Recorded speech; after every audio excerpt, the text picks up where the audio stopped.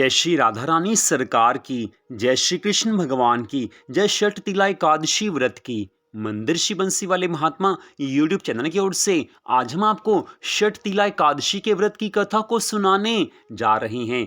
माघ मास के कृष्ण पक्ष की एकादशी को षठ तिला एकादशी के नाम से जाना जाता है। माघ मास में आने के कारण षठ तिला एकादशी का महत्व बहुत ज्यादा बढ़ जाता है। तो इस वर्ष 2023 में माघ मास के कृष्ण पक्ष की षठ तिला एकादशी का व्रत 18 जनवरी दिन बुधवार को है। जी हाँ, षठ तिला एकादशी व्रत 18 जनवरी दिन बुधवार को है। तो माघ मास के कृष्ण पक्ष की षठ तिला एकादशी के व्रत की कथा इस प्रकार है। बोल श्री राधा कृष्ण भगवान की जय, बोल षठ तिला एकादशी व्रत की जय। युधिष्ठिर जी महाराज भगवान श्री कृष्ण जी से कहने लगे हैं कि हे जगन्नाथ, हे भगवान श्री कृष्ण, हे आदि देव जगतपते, माघ मास के कृष्ण पक्ष में कौन सी एकादशी होती है, उसके लिए कैसी विधि है तथा उसका फल क्या है। हे प्रभु, कृपा करके सारी कथा सुनाने की कृपा कीजिए। आज श्री भगवान कहने लगे हैं कि हे राजन सुनो, माघ मास में कृष्ण पक्ष की जो एकादशी होती है वह षठ तिला के नाम से विख्यात है, जो सब पापों का नाश करने वाली है।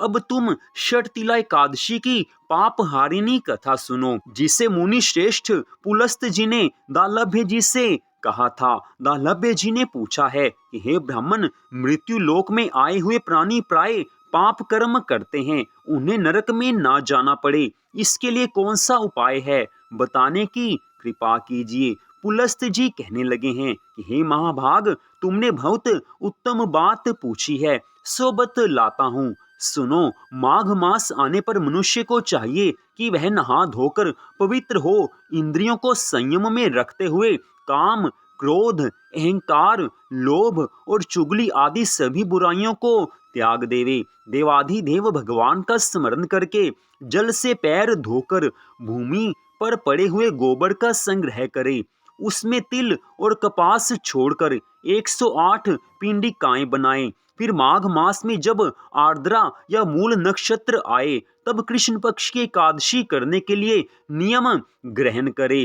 भली भांति स्नान करके पवित्र हो शुद्ध भाव से देवाधिदेव श्री हरि विष्णु भगवान जी की पूजा करे। कोई भूल हो जाने पर श्री कृष्ण नाम का उच्चारण करें। श्री कृष्ण नाम के उच्चारण मात्र से सभी पापों का नाश हो जाता है, सभी भूलों को भगवान क्षमा कर देते हैं। रात्रि को जागरण और होम करे। चंदन, अर्गजा, कपूर, नैवेद्य आदि सामग्री से शंख, चक्र और गदा धारण करने वाले देव देवेश्वर श्री हरि की पूजा करें। तत्पश्चात भगवान का स्मरण करके बारंबार श्री कृष्ण नाम का उच्चारण करते हुए कुम्हड़े, नारियल अथवा बिजोड़े के फल से भगवान को विधि पूर्वक पूज कर अर्घ्य देवें। अन्य सब सामग्रियों के अभाव में 100 सुपारियों के द्वारा भी पूजन और अर्घ्य दान किए जा सकते हैं। अर्घ्य देते समय इस प्रकार भगवान से प्रार्थना करें कि हे सच्चिदानंद स्वरूप श्री कृष्ण, आप बड़े दयालु हैं, हम आश्रयहीन जीवों के आप आश्रय दाता होइए। हे पुरुषोत्तम, हम संसार सागर में डूब रहे हैं, आप हम पर प्रसन्न होइए। हे कमल नयन, आपको नमस्कार है। विश्व भावन, आपको नमस्कार है। सुब्रह्मण्य महापुरुष, सबके पूर्वज, आपको नमस्कार है। हे जगतपते, आप लक्ष्मी जी के साथ मेरा दिया हुआ अर्घ्य स्वीकार करें।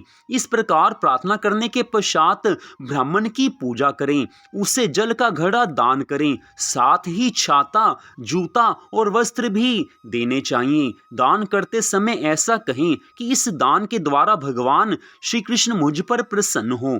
अपनी शक्ति के अनुसार श्रेष्ठ ब्राह्मण को काली गऊ का दान करे। हे ब्राह्मण, विद्वान पुरुष को चाहिए कि वह तिल से भरा हुआ पात्र भी दान करे। उन तिलों के बोने पर उनसे जितनी शाखाएं पैदा हो सकती हैं, उतने 1000 वर्षों तक वह स्वर्गलोक में प्रतिष्ठित होता है। तिल से स्नान करे, तिल का उबटन लगाए, तिल से होम करे, तिल मिलाया हुआ जल पीना चाहिए, तिल का दान करना चाहिए और तिल को भोजन के काम में लेना चाहिए। इस प्रकार 6 कामों में तिल का उपयोग करने से यह एकादशी षट तिला एकादशी के नाम से जानी जाती है, जो सब पापों का नाश करने वाली है।